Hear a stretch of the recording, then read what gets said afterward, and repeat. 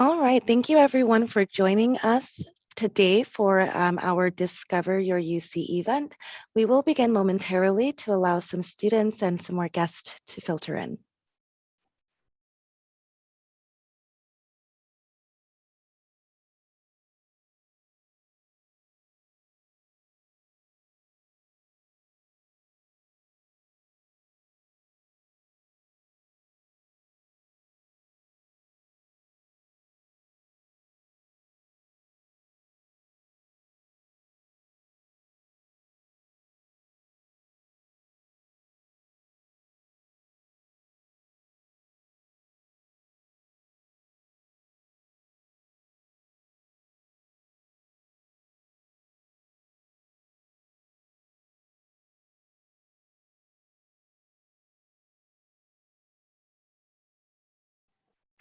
All right, good afternoon, everyone, and thank you for joining us for our Discover Your UC Transfer Student panel.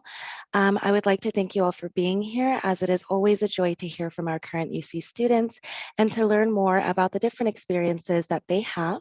My name is Marisa, and I am a Transfer Admissions Advisor for the Office of Admissions at UC Merced.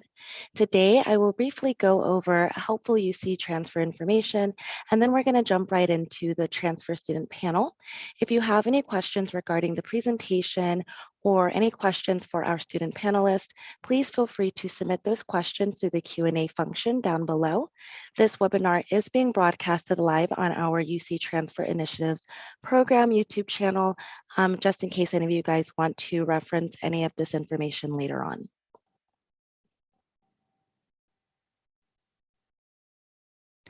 So I would like to begin by acknowledging the original Indigenous custodians of this land upon which UC Merced is located, and to pay my respects to the Yokuts and the Miwok elders who hold the memories of this area, which has become a place of learning for all people from all over the world.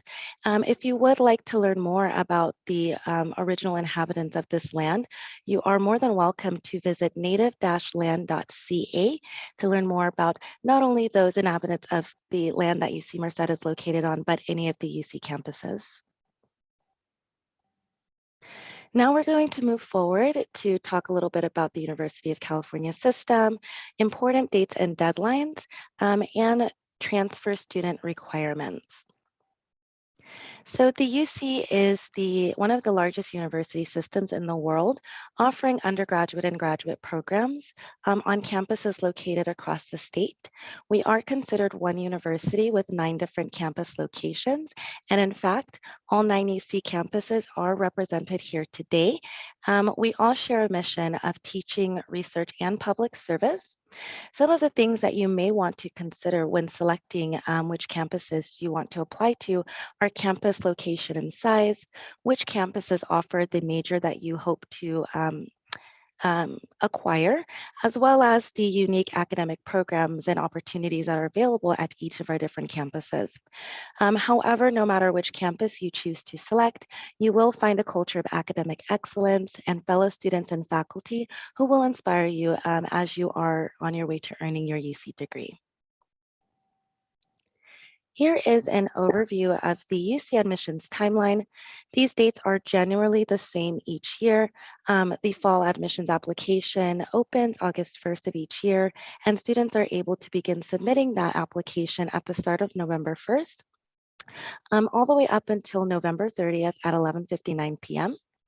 While you are filling out the UC application, we do encourage our students to submit the application for federal student aid or California DREAM Act application in order to be considered for financial assistance.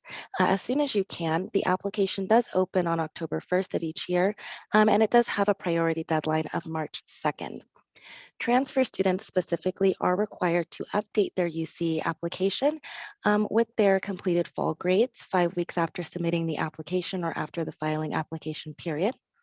Last but not least, you will have to wait for your admissions decision between the months of March and April.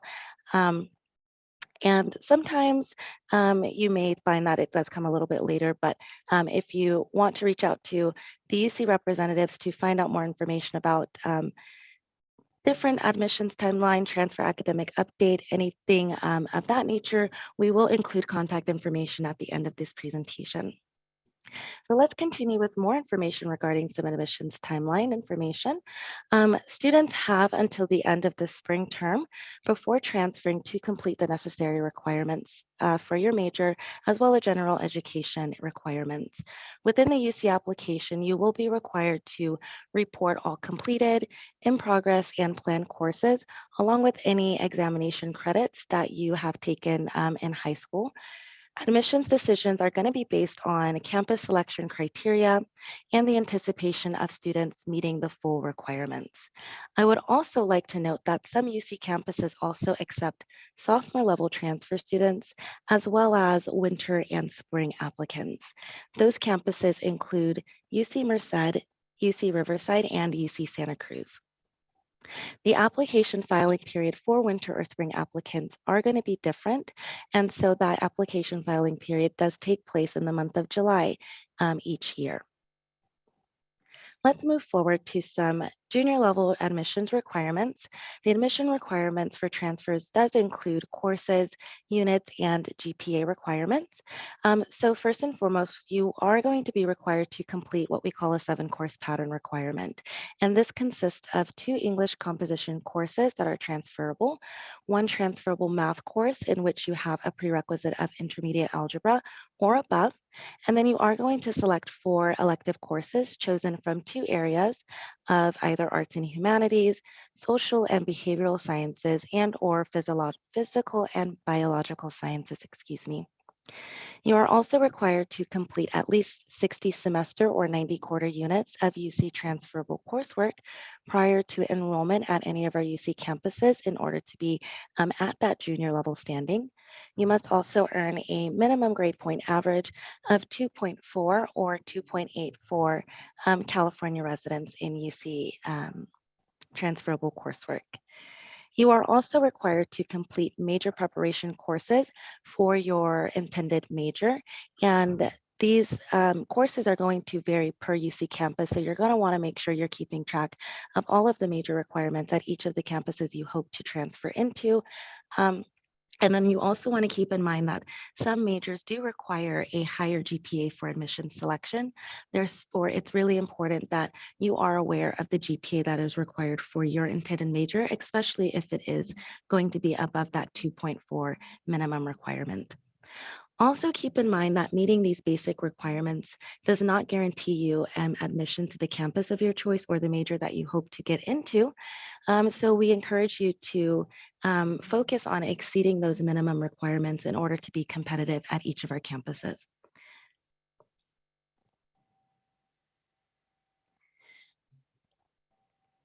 Last but not least, how can you ensure that you are ready to transfer? Well, it does come down to very careful planning.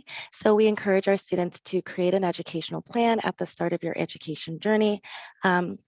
To ensure that you can transfer in the time frame that you're hoping to, and in addition to meeting all of the requirements that you're required to complete. We encourage our students to meet with community college counselors and UC representatives to assist you in selecting the right coursework and making sure you're planning that coursework according to the time that you need to submit that or complete them by in order to be admissible to our campuses. We do ask that or we encourage, that you start off by creating a UC Transfer Admissions Planner account. And it's a really great tool for students to consolidate all of your coursework into one area. It also allows you to keep a track of your minimum UC eligibility requirements, and that includes your unit count, as well as your transfer GPA. We also utilize this UC admissions transfer tool as UC representatives to help advise our students who come into contact with us. It is easier for not only us to view your coursework, but also for you to plan and track and keep a track of all of the information that you are required to. All right, excuse me. So now I'm going to go ahead and pass the mic over to my colleague, Adra, so we can go ahead and get started with our transfer student panel.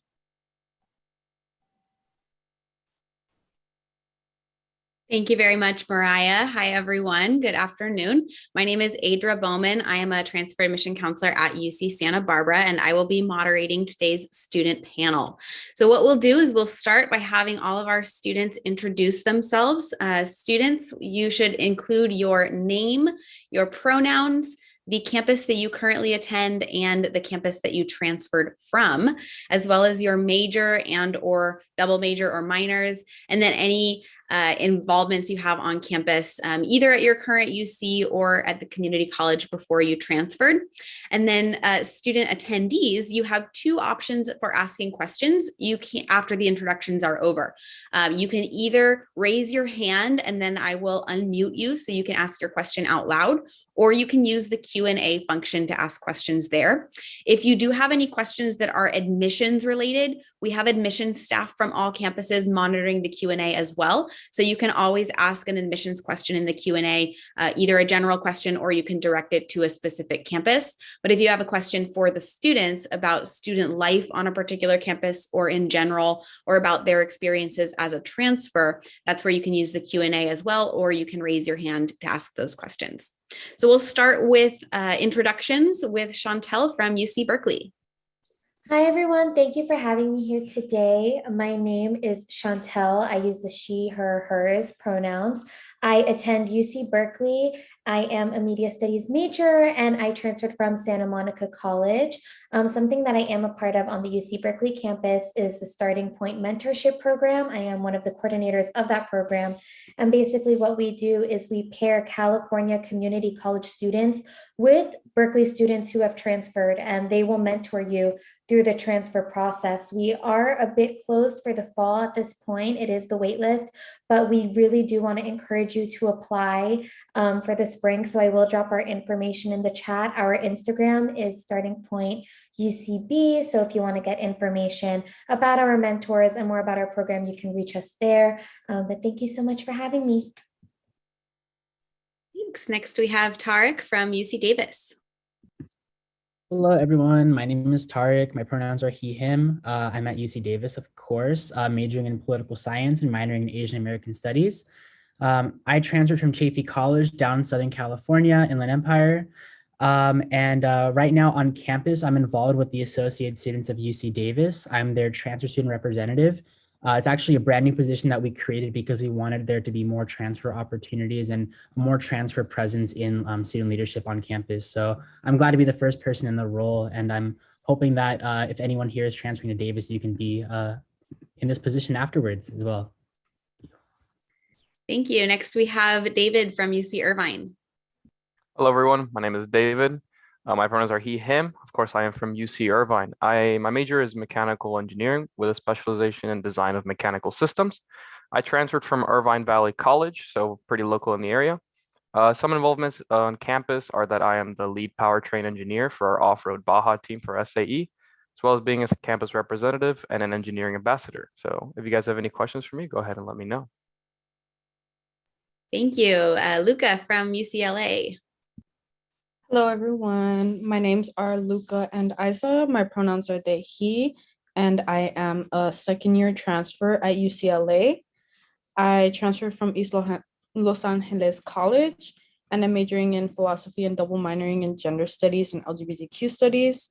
At UCLA, I work as a peer advisor for the Center for Community College Partnerships, but specifically working with Los Angeles Valley College students, where I basically just provide students with support on their community college and transfer journeys.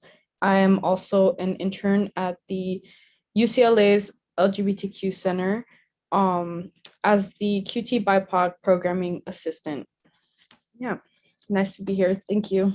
Awesome. Thank you very much. Marisa from UC Merced. Hello, everyone. My name is Marisa. My pronouns are she, her, and ella. I am currently attending UC Merced, majoring in public health with a focus on environmental health. I transferred from Mount San Antonio College in Southern California. I am currently a student ambassador for UC Merced. I am a scholar at the Guardian Scholar Program, as well as services for undocumented students.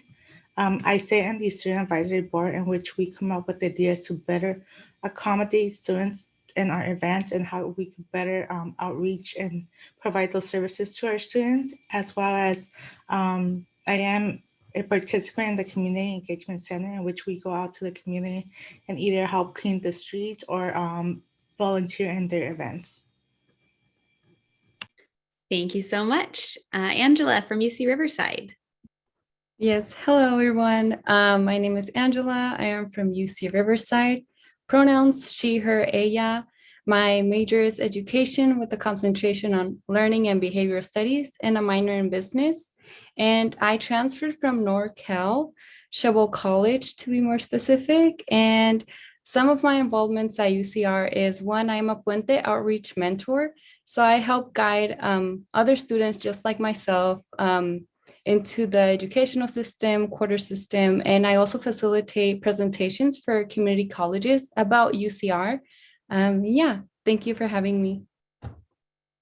Thank you. Next up is Gupta from UC San Diego. Hi, can everyone hear me? Yeah. Okay, yeah, so my name is Sagupta. My pronouns are she, her, hers, and I am a student here at UC San Diego. I transferred from De Anza and Foothill Community College in the Bay Area in Northern California. And here at UC San Diego, I am a neurobiology major. And then on campus, I'm involved as a campus ambassador. So I just gave a tour. I'm giving tour guides to visitors here on campus. And then I'm also a marketing chair for Transfer and Non-Traditionals for Health, which is our official pre-health organization for non-traditional folks. So that's me. Thank you for having me. Perfect. Thank you. Jada from UC Santa Barbara. Hi, everybody. I am Jada. I'm a fifth-year Black Studies pre-law major at UCSB. My pronouns are she, hers. I transferred from Moore Park College, and my involvements include, but are not limited to, I am a diversity intern for UCSB admissions. I am the Black Student Union's Black Community Programs Director. I am a Mojo Vice President. I am a UCSB cheerleader, as well as I have 2 other internships off campus. Where does she find the time? I gotta figure that out. All right, and finally, Enrique from UC Santa Cruz. Hello, everyone. My name is Enrique Garcia. He, him, his pronouns. Pictured in my background is a drone shot of UC Santa Cruz. As you can see, it's beautiful, overlooks the Monterey Bay, and it's actually a place that I've grown up my entire life. I've been lucky enough to live in Santa Cruz my whole life. My major is literature with an emphasis in creative writing. So UCSC is pretty cool because we have a creative writing concentration where you can focus on prose and also poetry as well. And I transferred from Cabrillo College, and some of my involvements on campus include that this previous summer I was a TA for an incoming transfer cohort for a class, and it was pretty fun. And then right now, as of like February of this year, I've been working in the transfer preparation program, which basically helps prospective transfer students transfer and things like that. I've been leading a lot of workshops, and so I'm happy to be here. Wonderful. Thank you, everyone. So just a reminder for the students attending the webinar, you have 2 ways you can ask questions. You can raise your hand and I will call on you to unmute and ask out loud, or you can use the Q&A function to ask questions that way. We don't have any questions yet, so the floor is wide open. So I have questions I can ask you if we don't get any that come in, but we just got one that came in. I'm going for mechanical engineering. This is from Susie. I'm going for mechanical engineering and shooting for UC Irvine. Can you offer any advice for those transferring from out of state? And actually, this is not a fantastic question to ask students. This is more of an admissions question.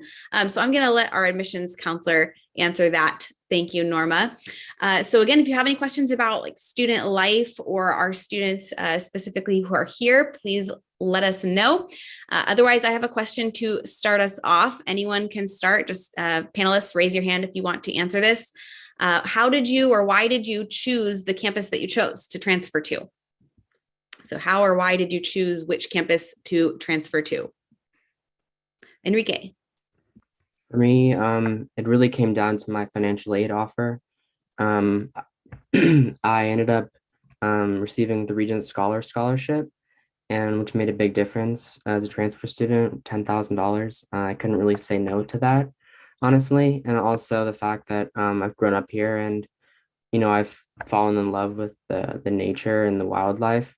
And I just know it's a really um, community-centered school. It's non-competitive and it's really focused on students learning with one another. And so those were some of the reasons why I ended up choosing UC Santa Cruz.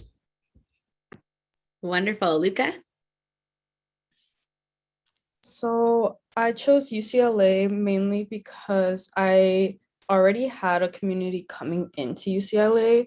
And I also transferred during like the first year of the pandemic, which also made a huge impact on my choice here because I was born and raised in Los Angeles.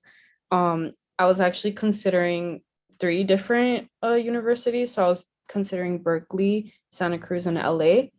But once the pandemic hit, that kind of like really changed, just because I wouldn't have really known how to like navigate that along with the pandemic.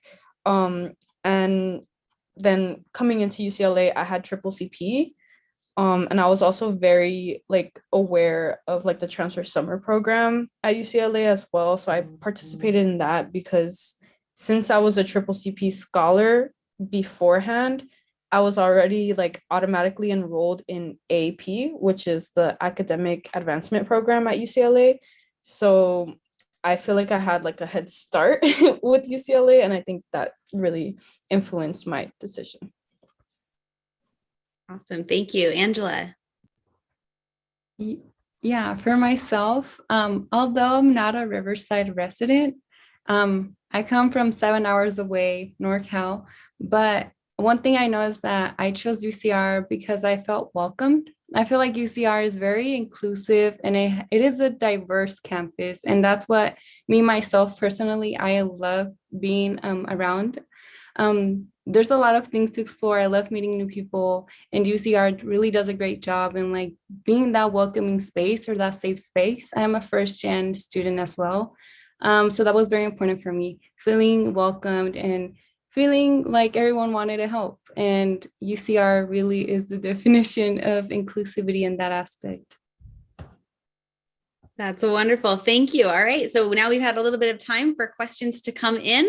So from Cedric, I don't know if you'll know the answer to this, Chantelle, but Cedric has a question. What is the acceptance rate of students who participate in that starting point program at UC Berkeley? Do you happen to know? It's okay if you don't. So we're actually working on a data entry system starting this semester to actually get that information to the exact percentage. I can say when I was a mentor, I know a majority of my students actually did get into UC Berkeley. This is a program that you will be able to put on your UC application. We are a UC acknowledged enrichment program. So no matter what school UC you're applying to, it looks great across the board. So that's just another extracurricular to have on your list. It is for UC Berkeley. The admissions officers do really consider that because it's showing your involvement with the campus prior to your admission. So they really do like to see that. So it definitely doesn't hurt to be a part of the program. But as far as exact numbers, we don't have that yet. Perfect. Thank you. Next, there's a question from Rohan for Enrique. I love the specificity of this question. For the UC Santa Cruz rep, what is the easiest way to get between the BSOE building and the transfer housing? Bike, bus, or something else?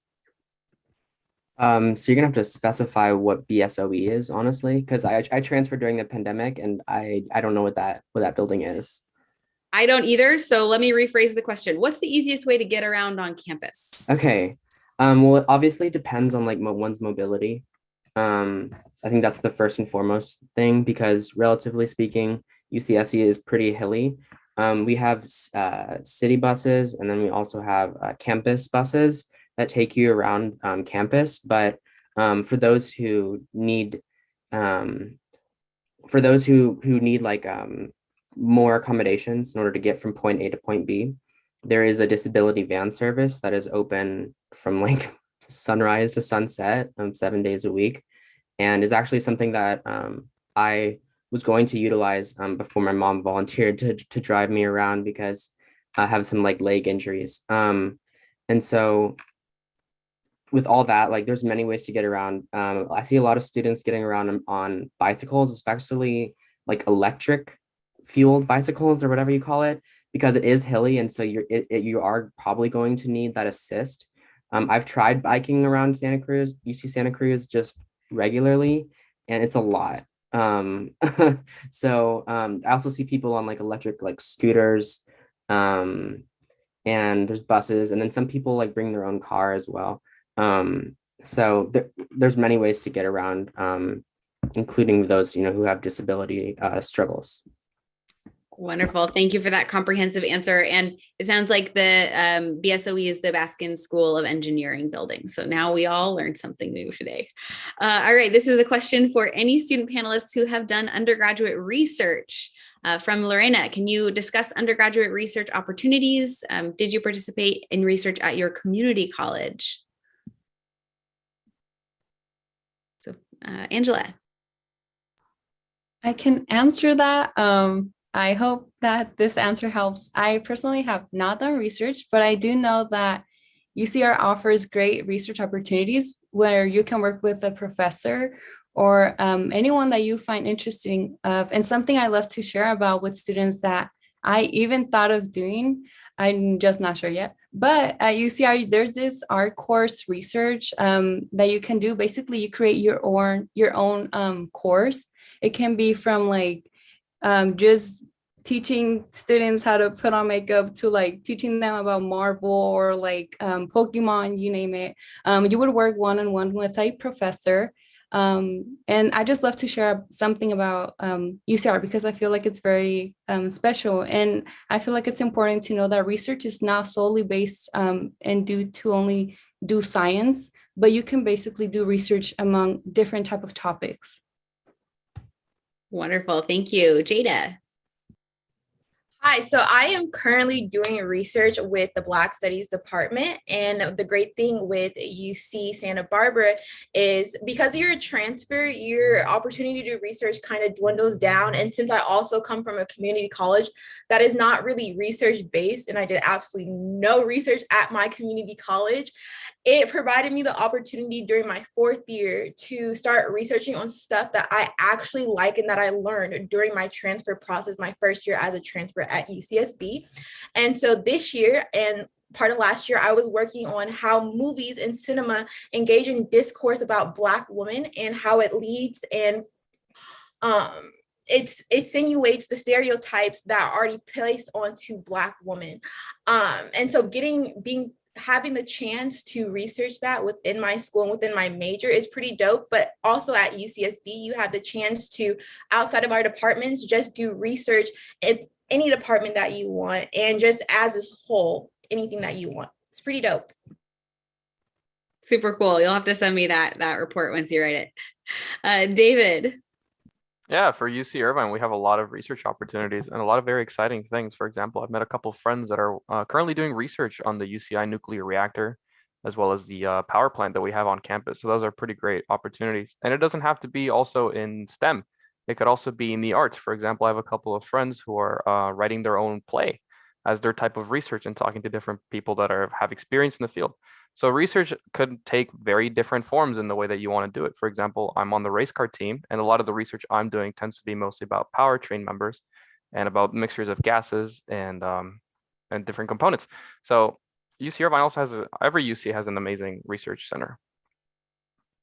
Fantastic. Maricela. So I, again, haven't been involved in research at UC Merced, but one of the good things that we have at UC Merced is that students, even though they might be undocumented, they still qualify to be part of research. In order for students to know if they qualify or not to do specific programs, in our webpage, we have the butterfly symbol, which means that students qualify. And I know that in our research department, there's opportunities for everybody to participate.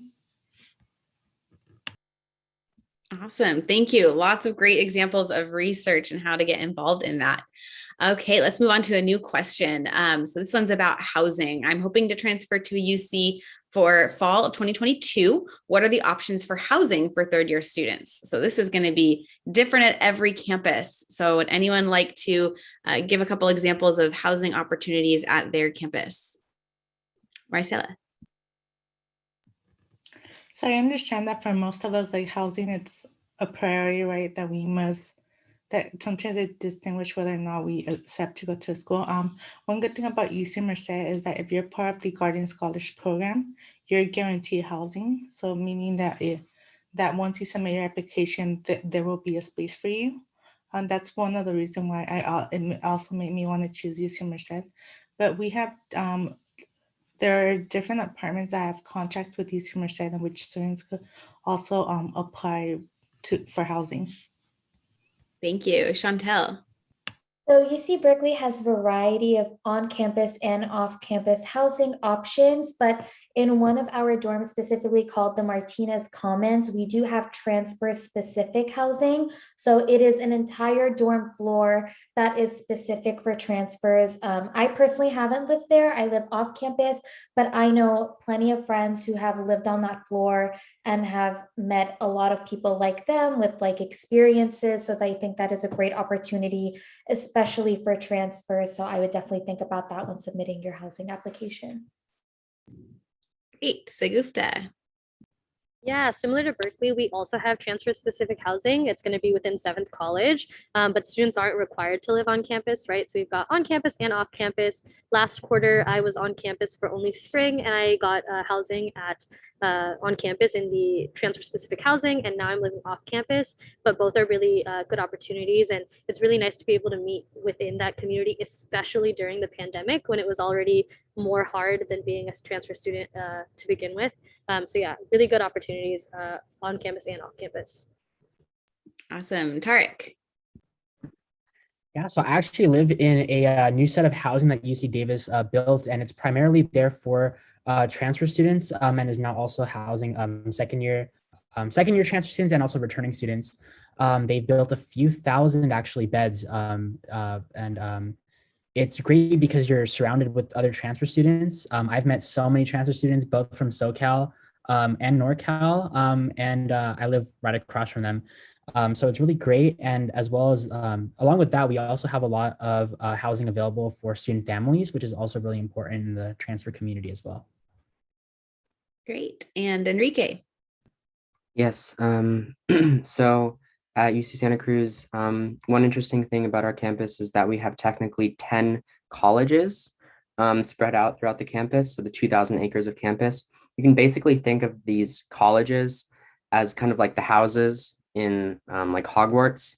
This is going to be like the place where, you know, you're going to sleep, most likely if you live there. It's a place where you're going to, you know, have your food at the dining hall, things like that, but you're still going to be attending the same college/university. So that's one cool thing about UCSC, because there is technically 17,000 students at UC Santa Cruz, but because it's divided up into like 10 separate smaller communities, you're able to find more commonalities among one another and build community in general. I'd also like to mention that there is also family student housing as well. So for individuals who have a family, who have children, there is housing for you. Also, there is trans-inclusive and LGBTQIA plus housing. So for individuals who identify with any of those acronyms that I just mentioned, including individuals who are allies, there is housing for you. And there's also safe study spaces as well. They call them safe study spaces because they're supposed to promote, you know, the concept of like they're supposed to promote the concept of basically like peace. So there's many different options. There's also off-campus options. You don't necessarily have to live on campus, but it is nice. Awesome. Isa, go ahead. In terms of like housing at UCLA, my knowledge is not like too expensive, but from what I do know, I actually currently live on campus.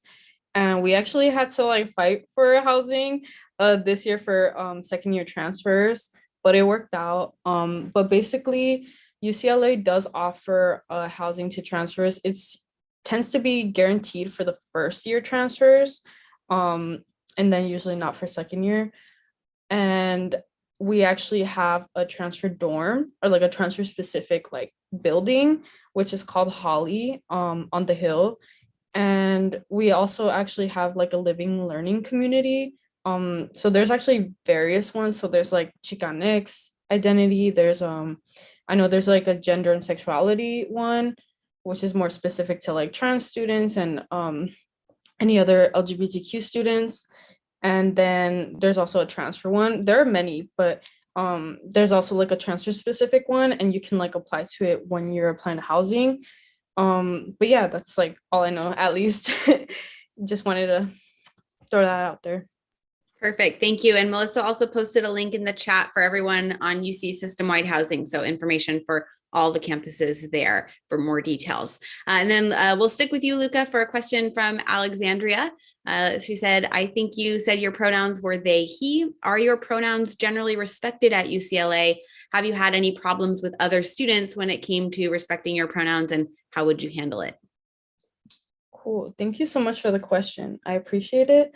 And yeah, my pronouns are they, he, and I would say that they are generally respected for the most part. Of course, there's always going to be people who don't, and that's kind of just like a common experience anywhere, you know. Definitely like get a lot of people like assuming my pronouns, and I just try to like not take it too personally, but that's just me. Okay, like that's just my experience. But yeah, I have had like some people in mostly, let me think. I've had like a tutor misgender me a few times, and let me think. I've had like some bad experiences with professors as well, and that was actually during Zoom, like during virtual learning, and I decided to stop putting my pronouns on my name because of that experience. But other than that, people are very generally like accepting and like open to understanding. So that's been really cool. And I'm also like heavily involved with like the LGBTQ community at UCLA, and we like show up in many ways. Like there are so many different communities. So I think because I'm also like very involved with that, that's who I'm like surrounded by. So like I would say it's like not too common to I guess be like misgendered. And usually like the way I'd handle like being misgendered, I would usually talk to my supervisor, because I actually intern at the UCLA LGBTQ Resource Center. And I think that's like the best way to go about it. Just like talk to them. They usually like back me up. I actually have had issues with like the technical kind of, for example, like my UCLA and like CCLE, which are like the campus websites for like homework and like other documents. Sometimes like they'll put my dead name, for example. That's kind of like separate, but yeah, they'll put like my dead name, and then I have to like go through this whole process. So sometimes it is a little frustrating. Just like, I guess like the technological side of UCLA, but for the most part, people are respectful. Wonderful. Thank you. We've got a couple questions for Enrique. One from Lorena about in community college or after you transferred. I think that might have been relevant to research. So if you want to briefly address that. And then another question from Andreas about how have the recent fires affected UC Santa Cruz, and have you heard of any plans to deal with it if it happens again? A little off topic for transferring, but just a thought that could affect studies in the future. Yeah, so for Lorena, for in community college or after you transferred, I think that was in reference to graduate school and when I guess figured out I wanted to go to graduate school. And it was relatively like early on in my college experience, just that I just kind of wanted to keep on learning. But as I kept on progressing from one year to the next, and I ended up realizing that through taking several creative writing courses that it was really something that I really enjoyed. And so currently I'm applying to MFA programs in creative writing at 4 separate institutions across the United States. So I just follow your passion and it won't disappoint. And what was the second question? How have the recent fires affected UC Santa Cruz? And have you heard of any plans to deal with it if it happens again? Knock on wood. Okay. So the recent fires, so basically there was last year there was like an evacuation and I was actually part of that. I had to end up leaving and go to my Diaz house. But just know that, we have our own fire department, we have our own police department. And so you will be protected in regards to being notified of when to evacuate, of, when things get serious enough. You can always call 911 and ask them like, hey, do I have to evacuate? I'm in such and such location. Just recently there was like a small fire or whatever, and I just did a quick call to 911 and they said, oh, it's just a small fire, no need to worry. And so know that we have our own fire department, own police department, and so they will notify you if and when something like that does happen. The third question for me, I think it was, okay, so this is from Alexandria Zarco. This was in response to me talking about the LGBTQIA plus housing. So the question was, doesn't that housing system group together homophobic or transphobic people, and couldn't that create a hostile or dangerous environment? That is something that I'm sure that they've thought of, because, sadly, like there is a stigma against LGBTQIA plus students. And from what I know, there haven't been any incidents. So if you do have any questions, I can put the link in the chat for the program, and you can like call them or email them if you have any more questions. I think those were all the questions managed for me. I think so. Yeah, you're popular today. I think, Alexandria, that's a great question. I would say in general, probably the benefits of having a safe community of people outweigh the risks of being targeted as a group, because a lot of universities have housing for different populations of students, not just LGBTQIA plus, but also other groups of students. And so generally the benefits outweigh the risks. But that's a great question. So here's another question from Cedric for anyone, although I might ask Sagupta to answer first, because I think we haven't heard from you in a while. Do panelists feel as if they missed out on the college freshman experience? And I guess you could think of that from the perspective of being a transfer student, and also maybe because of the impacts of COVID. So do you feel like you missed out on anything on the traditional freshman experience? To be honest, no. I know as a transfer student before I came to UC San Diego, I was definitely afraid of that. Definitely fear of missing out and everything. But coming to college, especially at UC San Diego, Enrique mentioned they have 10 colleges at UC Santa Cruz. Here at UC San Diego, we've got 7 colleges. So there's a lot of different spaces for community. And so I haven't felt left out. I only lived on campus for 1/4 of last year, and I still feel like I was able to make the most of my experiences. With the pandemic, it was definitely hard. But being proactive, that's like one of the reasons I decided to become a campus ambassador, so I could learn about campus and meet people. And I think that really helped. So I think it across all campuses, I think you have to be proactive and look out for those experiences. I don't think it's built into the experience that you're going to miss out though. So I wouldn't worry about that, but I know it's something that as a transfer student, you're going to worry about. But no, short answer, no, I don't feel like I missed out. Awesome. And it looks like everyone has something to say for this. So we'll get to you all. David. Yeah, so personally, I don't feel like I really missed out on the freshman experience, as you want to say. Mostly because I learned that at UC Irvine and I'm assuming a lot of other the UCs, you build your college experience yourself. You choose what type of people you surround yourself with. You choose what type of major you want, what type of clubs you want to be in, who you want to hang out with. This is not like high school anymore, where you have to see the same people every day, whether you want to or not. You can choose to just walk away. You can choose to talk to different people. You can choose to get closer to certain professors that you're interested in researching with. And this is where you start learning how to network. That's something I learned at UC Irvine, is how to talk to professors, even though your class has like 200 plus students. Just go to office hours. Some students don't take that into consideration or don't take advantage of that huge resource that is available for you guys. So definitely go into those office hours and just talk to people next to you in class sometimes or after class. They're 100% willing to make study groups with you. And that's a great way to get that college experience on track. Awesome. I love it. Luca. Thank you. So I would say that I definitely don't feel like I missed out at all on the college freshman experience because I loved community college. I honestly I feel like I made the best out of my experience there. And the way I see it is like I did 3 years there. So I got my 3 years there and then I'll have 2 here. But I think with the pandemic, that might also be a little different just because I feel like I definitely did miss out because of the pandemic, but not necessarily because a transfer.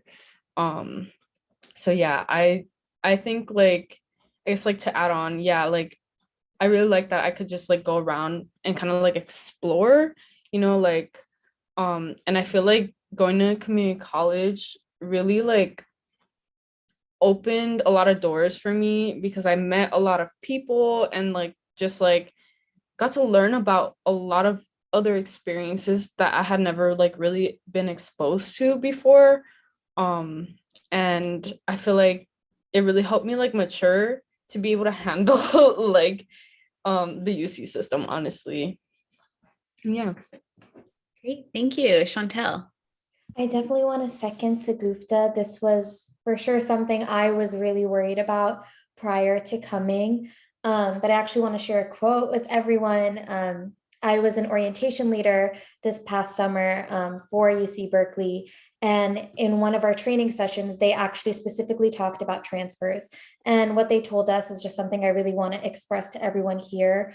Not to think of transfer students as people with 2 years lost of their college experience, but actually people with 2 years gained, 2 years or more, whatever it is. There's also reentry students. That really validated my experience, especially going into my first physical year on campus at Berkeley. I do want to second Luca as well and say that it was more of like the pandemic that just robbed me of my first transfer year rather than feeling like I lost a first freshman year experience. I do not feel robbed of that whatsoever. If anything, my community college experience helped make me who I am today, both as a person and as a student. And had I gone, let's say, to Berkeley as a freshman, I don't know if I would be that person today. So I just think that's something to consider. Cool. I love that reframing. Angela. Yeah, thank you. So just like everyone has mentioned, as a transfer student, I don't feel like I was robbed or anything, especially at UC Riverside. But if anything, if I can share something from my personal experiences that I noticed that as a transfer student and knowing that at your local at your UC that you're on, there's so many programs, so many involvement groups and organizations that you may want to be take into part in or be involved with. And I know for myself, I love to be involved. I like to service my community and I love to just meet people. And as a transfer student, you have to be aware, or for myself, I noticed that I had to be aware of like, what is my goal in these 2 years? Because there's only so much we can do and we have to be aware to not overwork ourselves, which is something to be aware. As a transfer student, we're not an octopus, I like to say. So just being aware of like, where do you want to focus your time in? Of course, academics, but being a transfer student shouldn't rob you of anything.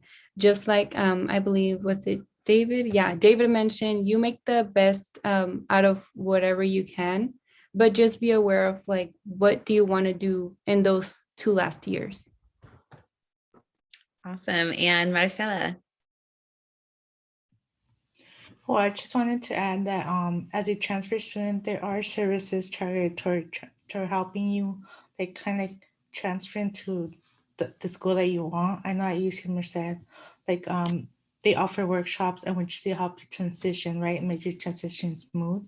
So if you reach out and you know the resources available to you, it's not gonna it's not gonna allow you to like miss certain experiences because you'll be leaving those experiences, but as a transfer student.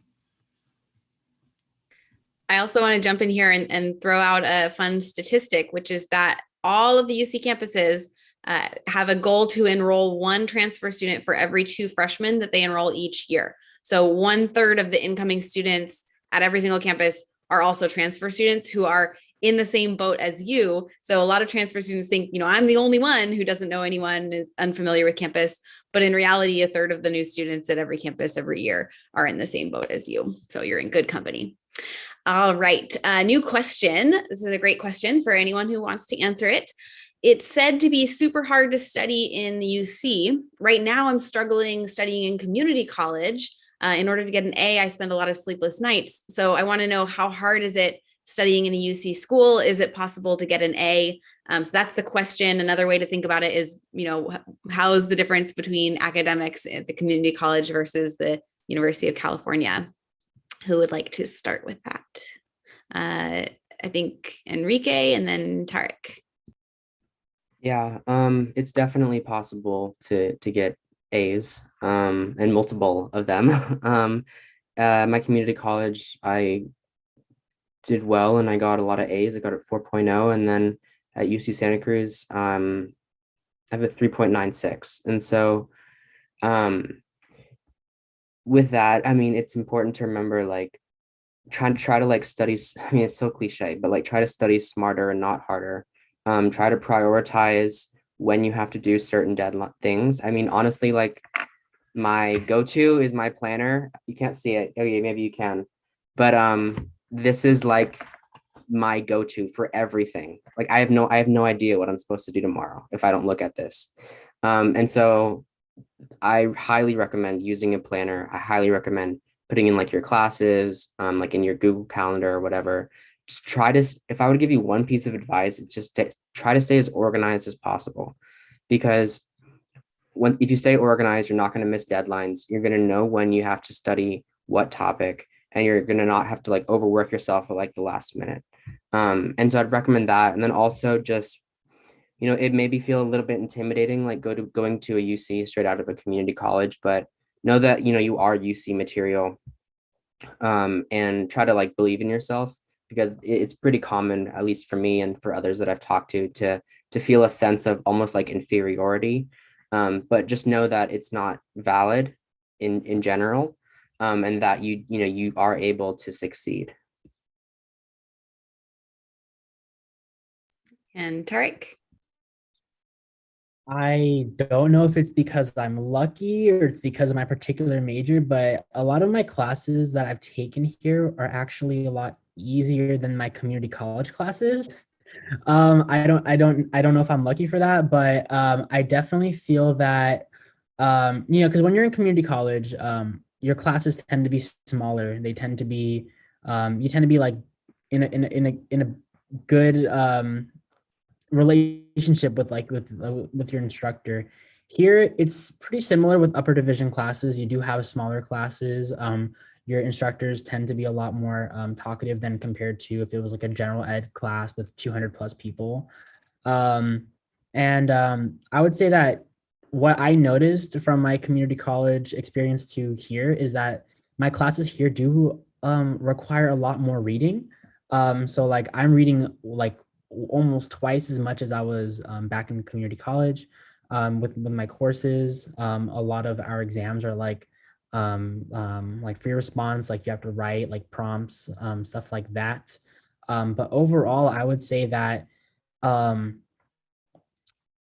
don't know exactly how to how to say this, but it's like it was like kind of like anticlimactic. Like I was expecting like my classes to be like these like ultra hard, like rigorous, like super like gatekeeping like type things where like, but it wasn't. It was like maybe it's just a campus experience. Maybe that's just how it is at UC Davis. But I was really happy with the transition. It wasn't much of a it wasn't much of an academic difference from community college. That was my personal experience. Awesome. Thank you. Sagupta. Yeah, so for me specifically as a STEM student, changing from lower div classes to upper div classes, the rigor of the actual material is definitely harder, but that's not really an indication of the UC, it's just the material. And across all the UCs, there's going to be study in like tutoring spaces, academic support spaces that are all free for all students. Like they're there for you to take advantage of. So definitely seek those out to get help. And I also want to emphasize what Enrique said. I did not have Google Calendar or anything prior to transferring. Google Calendar and Notion are now my best friend, and I would definitely emphasize figure out your life in that way and organize it, or else something is going to slip through the cracks. But that definitely helps in preventing that from happening. Awesome. And Maricela, and then we'll move on to some new questions. Just say that you need to trust that your community college has prepared you to be a UC student. And as you transfer, like your definition of success totally changes, right? What you might consider success at your community college, it might not be once you start taking the courses at UC. So please utilize the resources that you have available on the campus that you choose. And that's I know at UC Merced, like most of our professors, even though they might have like over 200 students, they still encourage you to attend their office hours. They still encourage you to reach out. So if you have professors like that, please take advantage of that, because not every professor has the opportunity to meet one-on-one with students, but if you do, why not? Awesome. All right, a couple of quick questions for individuals, and then we'll do some more of these open-ended questions for everyone. So quick question for Luca from Alexandria as a follow-up. Was the teacher situation handled? That's kind of alarming that a teacher would heckle. So it actually became like a huge mess, not gonna lie. I'm not gonna go like into details, but Title IX did get involved and I had to deal with that, which was honestly like not the best experience. And eventually the situation escalated to a point where it wasn't even about me anymore, and became like a whole other thing. And I had to deal with Title IX for like 3 months-ish. And then eventually I just dropped it. I was like, I just can't do this anymore. And I'm not gonna like do this to myself. Like I kind of just had to like move forward from that situation. But yeah, that's pretty much, I don't know if it got handled, if I'm gonna be honest. They never like updated me. Once I like dropped from the investigation, I was no longer updated. So yeah. I'm sorry that you experienced that, but I'm glad you were able to move past it. Okay, for UC San Diego, so Sagupta, I hope this question is appropriate, but is it true that UCSD is a socially dead campus? I've heard that before. I definitely heard that as I was coming in. I don't think that's true. I think it really depends on the person you are, right? Like every single college you go to, you're gonna have to search out the opportunities and experiences that you want, and every person is different, whether you're an introvert or an extrovert.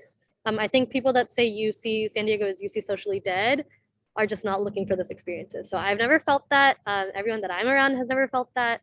Also, like as I said, there are the colleges, there's tons of communities for you to join. And if you're not taking advantage of that, then you're going to feel like it's UC socially dead. But I would say, no, it's not UC socially dead. We are socially thriving. UC, I don't know. Socially determined. I don't know. We could come up with something if we had enough time. Okay, question from Sarai for Chantelle. My intended major is social welfare at UC Berkeley, and I'd like to ask you if there's any general advice or info you could share with me. So I am not a social welfare major, but I can say UC Berkeley is probably one of the best schools you can attend to study social welfare. It is in the College of Letters and Sciences, which is what I am a part of for my major. I've taken classes across many majors because my major is interdisciplinary. Within the school, the closest related one being sociology. I can really stand for the professors and say the professors in LNS are absolutely amazing. I know you'll have a great experience. Just something I will say, if you are looking to apply, UC Berkeley really wants you to not only have your prereqs done, but have your IGETC done and completed as well. They will be looking for that, the social welfare major, before admitting you into the major. But as far as the classes themselves, I personally just don't have any experience, but speaking to close related professors and classes I've taken, I'm sure you will have a wonderful experience. Great, thank you. Question from Harsha. Are there any parents on this session? So student parents, and or if not, maybe you know somebody who's a student parent. And do you feel successful juggling life at UC and being parents? And then a follow-up question, what tools or strategies have helped you succeed? Which I think you could answer tools and strategies for being a student parent, but that question can also be answered more broadly. What tools and strategies have helped you succeed at the University of California outside of that? So would anybody like to answer? Thanks, Angela. Yeah, thank you. Yeah, so actually, I am not a parent myself, but I do have friends. And I personally, this is why I feel like UCR, when I say there's a lot of things that you may not be aware of the UC or the UC campus you are in until you really research or have friends that are using those resources. And then you're like, oh, I didn't know we had this. So for those parents, I know that UC Riverside itself provides daycare. So it's free daycare all covered. And so I know that for her, she has her daughter at daycare while she's working at campus.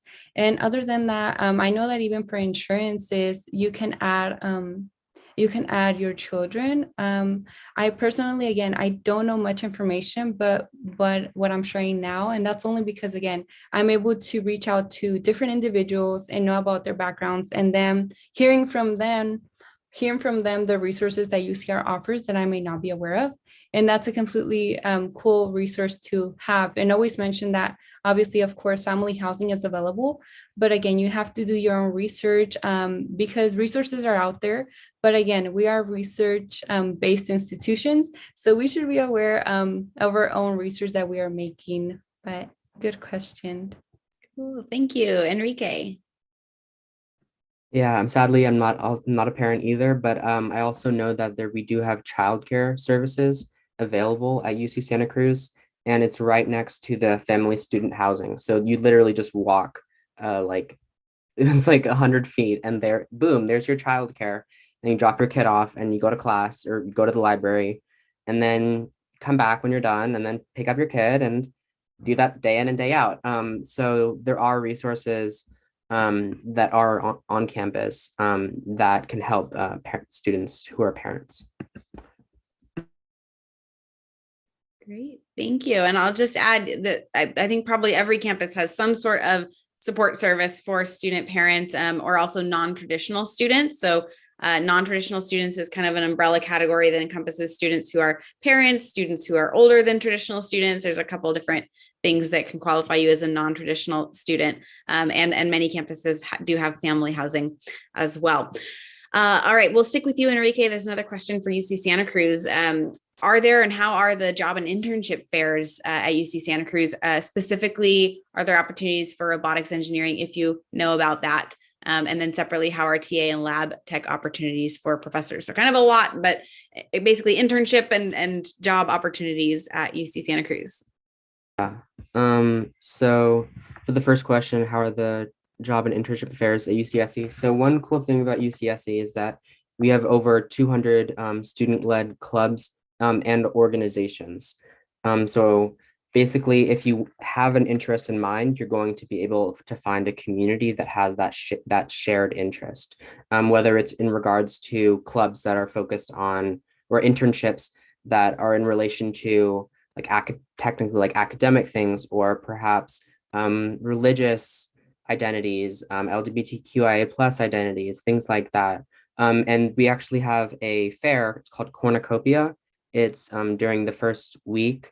It's like the first couple days, but actually before the fall quarter of each academic year starts. It's this massive fair where we have every single student-led club and organization on a huge like soccer field. Like they have like tents and everything, and you can just walk around and like basically just meander and figure out, oh my God, there's that place that's hiring for blah, blah, blah. And then, oh my gosh, there's this place that's hiring for this. So know that you are going to be able to find like your group because we have so many student-led clubs and organizations and ways to get internships. As for your second question, I am not the person to ask for that. I'm a literature major in creative writing concentration, and it's kind of like the exact opposite of robotics engineering. But that said, you can always contact like start type in UCSE robotics engineering, and then just look for like their main like email address, or maybe contact the chair, who's like the head of the department. And what was the last question? It just disappeared. In regards to TAing.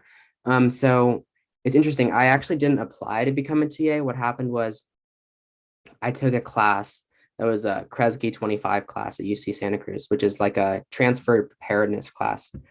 And the teacher must have liked me because then like the next academic year, like right before summer was about to begin, I got this email saying that she nominated me to become a TA for like this upcoming class that she's going to be teaching in the summer. So I guess this is kind of just goes to show like try to build relationships with your professors, because you honestly never know what will happen. I never knew that would happen. And ask them like up front. I mean, it never hurts to try, most of the time, probably you might not get the answer that you necessarily want, but it's all about that like 10% where you actually get the answer that is beneficial. So putting yourself out there, asking professors, during office hours or after class, like, hey, I'm interested in this. Do you know of any internships or programs that I can get involved with?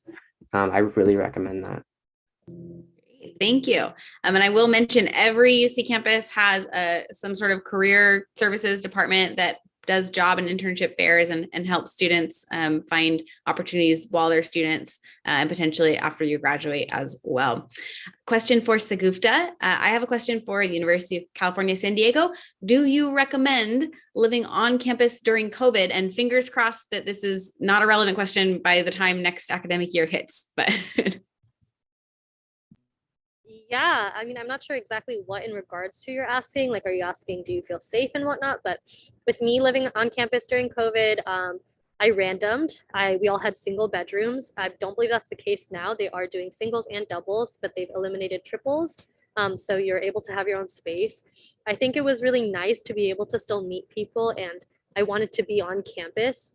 So to feel like hopefully, as Anna said, like the pandemic doesn't steal away any more years, but yeah, I think I felt still really safe. They were requiring testing at UC San Diego. We have vending machines with COVID tests, which I think was really, really helpful. So every week I would just take a COVID test myself and they would send me my results. They also have isolation housing. So unfortunately, if something does happen, that is available, and you would be there alone and they're going to take care of you, send you your food and everything. I think it was a great opportunity. And yeah, I would recommend it. I don't see why you wouldn't want to do it.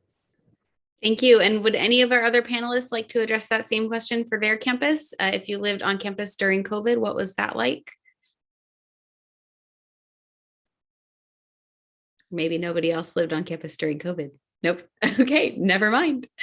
Let's move on to another question for Tariq. What is the political science program like? Yeah, so it's amazing. The fact that UC Davis is only about a 25-30 minute drive away from the Capitol helps a lot, especially considering we do have the UC Sacramento Center.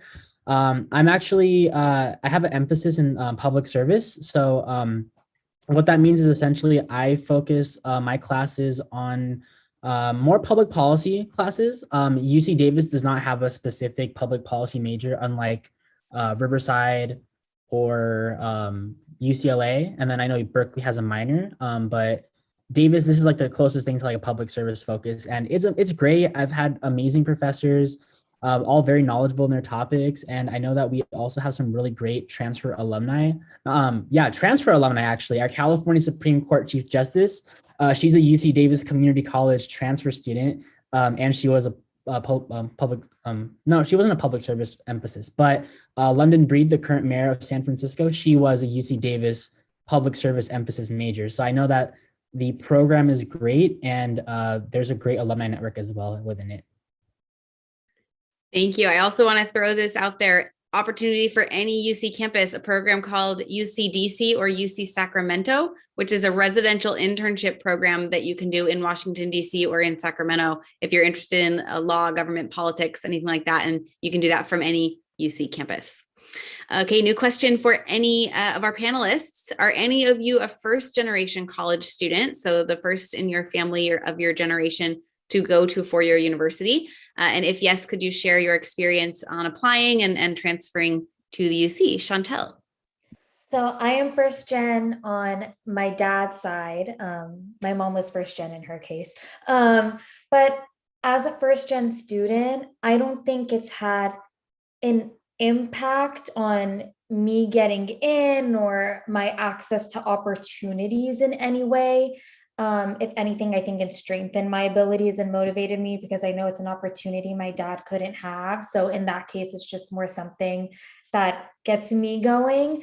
But as far as everything else, I think I've had equal opportunities to everything. I know UC Berkeley is very welcome as all UCs to first gen students. They really welcome and acknowledge your experience in that respect here. But yeah, I'm proud to be a first gen. If you are a first gen, please be so proud of yourself. There's a lot of work that goes into it, right? Because we didn't have parents who necessarily went through it and understand that sort of process to guide us through it. So we're kind of doing it more on our own a little bit, right? So just please be so proud of yourself for doing this. This is such an accomplishment. And no matter what UC you end up at, that's a beautiful thing. Love it. Tariq. Yeah, so I am a first generation student because none of my parents did complete their bachelor's degree. My parents actually met at community college. My dad transferred to Cal Poly Pomona, but he did have to drop out due to family issues, same issues that a lot of our students are facing today in the transfer community. So I was pretty alone when it came to the transfer process and navigating the system. Thankfully, I did have an amazing counselor at my community college who was also a faculty advisor for one of the organizations I was a part of. So she really helped me out throughout the way. But I didn't have like really any like people who transferred from my community college that I could like talk to. So a lot of the people who I was working with were really like people who came in as freshman admits. But obviously we had two different, completely different experiences in how we got to the UC system. So there was that, but I think that there are a lot of opportunities and a lot of resources at the community colleges that I would highly suggest looking into and seeing how you can take advantage of those, because I'm just now finding out about things that existed when I was at my community college that just were not advertised well enough that I could have used to my advantage to get here. Thank you. Angela. Yes, so I'm also a first gen student. My parents, both of them, only completed high school. So I am the first one in my family that will receive my bachelor's and soon, hopefully my master's. But just like Tariq was mentioning, it's not an easy journey.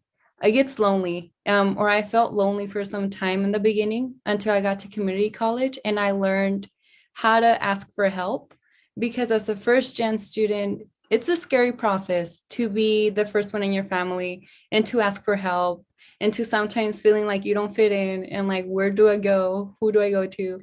But thankfully at my community college, Chabot College, I got amazing counselors. I was there 24/7, almost breathing in their ear every morning, just because I knew that I needed that help. And it's okay if you need help. So I feel like although I was a first gen student and I did feel lonely for a period of time, I'm very thankful for community colleges and like the advisors and counselors and mentors that are out there trying to guide students like us in the right path.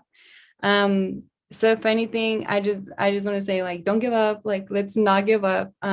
It's not easy, but we're here for a reason. And I mean, if we're struggling, let's just keep moving forward through that struggle. So. Awesome. Thank you. Marisa. like my peers have said, like being a first generation college student could be hard, right? But I'm pretty sure every UC has resources to kind of help guide you. What I did back in my community college, like I would spend most of my time at the transfer center with my transfer specialist Lupita, who's also first generation, right? And I would ask her for guidance. I'm like, and then once I transferred to UC Merced, I started guiding myself as to like resources that the staff were also first generation. And I will ask them, I continue to ask them for like advice, like what could I do? What do you recommend? So maybe surrounding yourself with other first generation college students and supporting one another could help you like have your foundation of who will support you along your journey, as well as who you could rely on when things get tough. Wonderful. Thank you. And David. Hi, sorry, could you ask the question one more time? I was busy answering a question in the chat. Oh, that's okay. Are you a first generation student? And if so, how's that transition been? Oh, yes, of course, yes. I'm a first generation student, as well as actually being an immigrant myself. I grew up in Mexico City, and I came to the United States when I was about 8 years old. So I know what it's like to feel out of place sometimes, of feeling that you feel like you belong, but sometimes you feel like you don't belong. But something I've realized that living in the community, especially around UC Irvine, people tend to be very accepting of you being like an immigrant, especially a first generation student. And especially the professional staff on campuses, especially your community college. The best resource you guys have right now is your community college counselors. They know all of this stuff. They have had hundreds of students that have come into their office asking the same questions you have before. So you should definitely take advantage of your local community college counselors.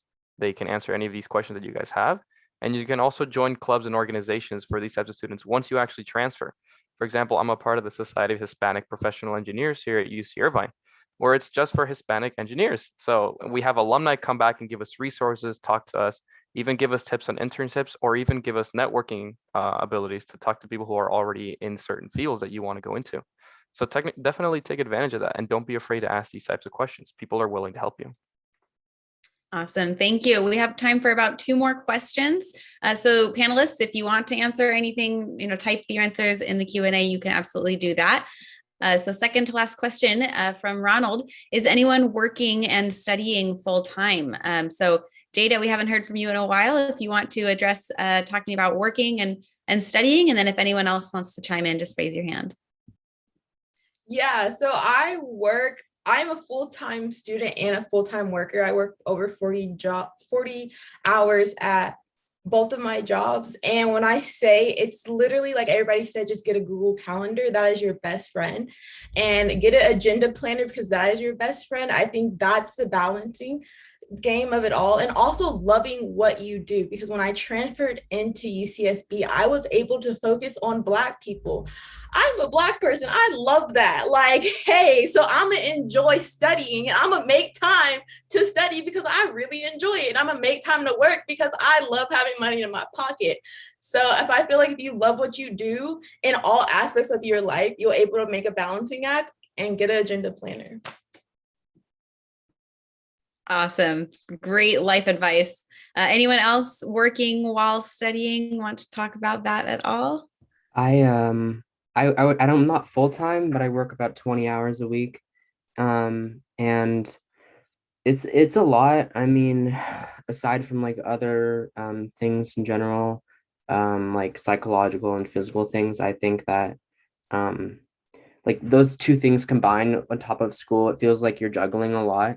And so I would definitely make sure to also take care of yourself, because it is common for people to burn out, think that they can like work really hard for a certain amount of time. And sometimes that is true, but everyone does have their breaking point at some period. And so just recognize that, you don't necessarily have to go the extra mile every single day.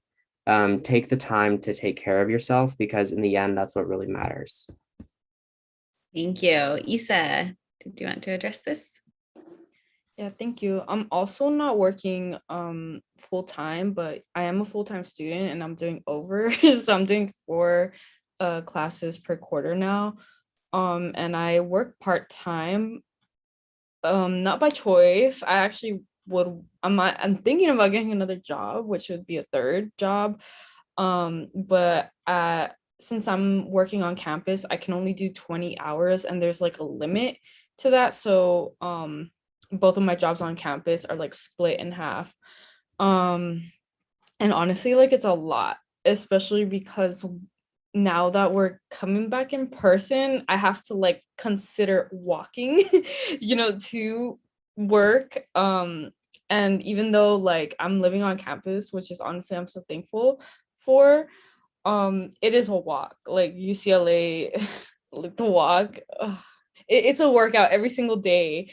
And so like I have to walk around and just like consider that, as well as just like food. I think that's a struggle too, like thinking about eating. I've always just like struggled with that. And now like the dining halls are pretty complicated because they close at certain times of the day and they close between like 3 to 5, which would be the most ideal times for me to eat.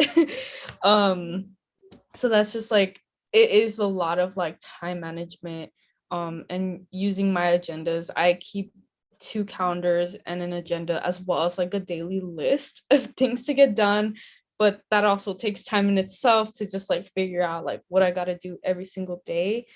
And yeah, it is pretty hard to just juggle like 4 classes and then 2 jobs, and then on top of that also I'm a board member for 2 clubs and also a director for Transfer Pride Admit Weekend. So I'm just juggling like many things and still have to survive and be social as well and take care of myself. But at the end of the day, I think it's important to like prioritize yourself and your health as well.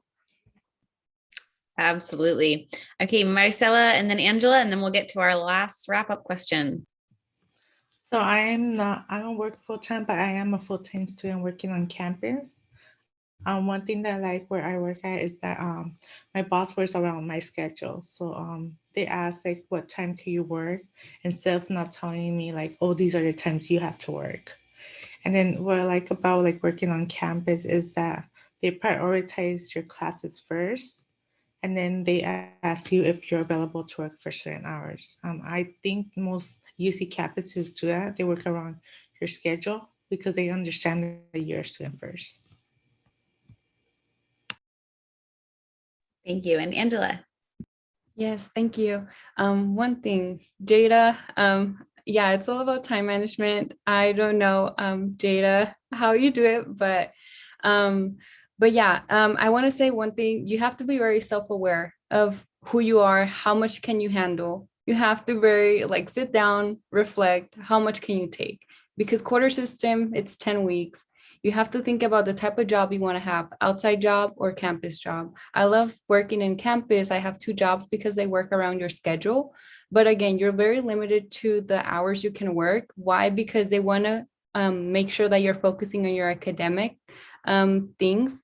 So that's something to keep in mind. But other than that, it's all about self-reflection and how much can you take. And very important, don't burn out, because my first or second quarter at UCR, I thought that I could do 3 jobs and be a full-time student. I could not. So again, we cannot feel like we are octopuses unless you can handle it and you love what you do and you're very intrigued on it. But other than that, just please be aware of how much you can handle and go from there. I love that octopus metaphor. I'm going to steal that. All right. We have about 5 minutes left. So we're going to get to our final wrap up question. So I will ask all panelists to answer this, but try to keep it brief, please. So the final question is, what advice do you have for future transfers, or what do you wish that you knew before you transferred? So either advice you have or what you wish you knew. Nice and short. We'll go again through the campuses, starting with Chantelle. Something I wish I knew, which is something just really simple, but I feel like it's hard to remind ourselves of these things, is that you're worthy of getting into a UC and you're more than capable of getting into a UC. I know I started getting into my head during the application process, and then all these doubts came in because suddenly the pressure was on to like get in, you know what I mean? But I just, had the people around me who were telling me, you put in this work for 2 years or X many years, and your hard work will pay off. You know, that's just the biggest thing. This is like the big culminating moment, and you're on to your next chapter. So just know that you're worthy and capable. Just try to keep that affirmity in the back of your head, and it will all work out. I promise. Love it. Tariq. Yeah, similar. Transfer imposter syndrome is real. You belong here. You have every right to be here as every other student who's enrolled. Don't let that get to you. It got to me. It gets to a lot of the transfer students I know, but you belong here. The University of California, everyone who is behind the scenes making these decisions for admission, the whole plan is for one in every 3 students to be a transfer student in the University of California. Another big thing that I would say is avoid burnout.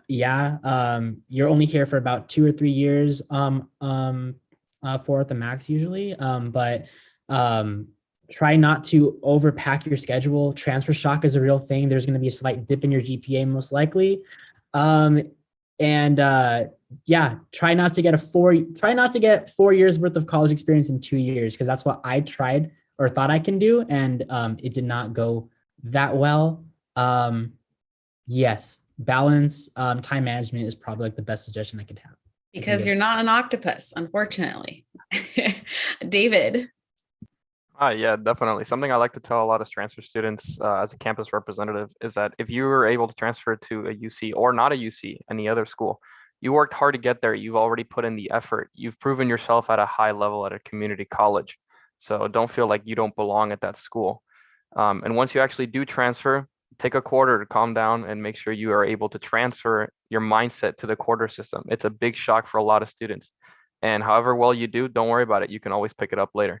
And make sure you try not, like Tariq was saying, don't try to pack everything so quickly.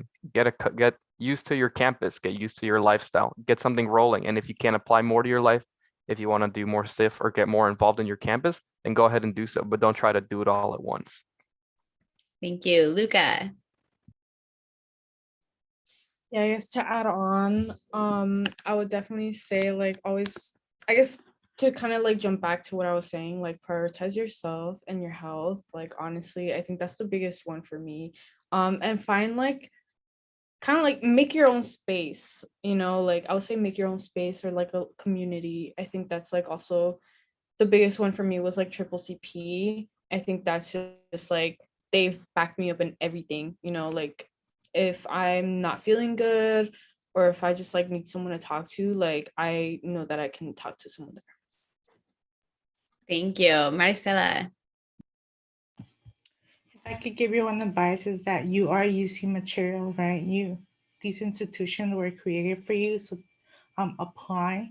And then one of the things that I also like to tell students once they transfer, remember the process that you went through. That way, when you're when you know somebody else that is transferring, please provide the support that you wish you had. Thank you. Angela. I would say, reminder, we're not octopuses. I even have to take this to myself because I have high standards and I know that I love to serve my community, but there's only so much we can take. And even though we are at the UC institution, there's, again, so much we can do. So if you have something in mind, write it down. If that's your goal, make it your priority and go from there. And don't be afraid to ask for help. Thank you. Sagupta. Yeah, I just want to say, like, cherish the moment you're in, cherish the support systems you have. There's a seat at the table for you, and that's going to set you up to be the best and brightest where you go next. So be proud of yourself and be happy and enjoy the moment. Love it. Jada. Mine is embrace every moment, embrace every connection, and know that imposter syndrome is not real and that you are meant to be wherever you end up. Thank you. And finally, Enrique. Yeah, I think everyone's pretty much said what I was gonna say, but basically, when you're in the moments of thinking like I can't do this, just remember everything you've overcome, and just use that as a way to get through the hard times. You all are so wise. I love it. I'm gonna turn it back over to Mariah to wrap this up. Thank you, everyone.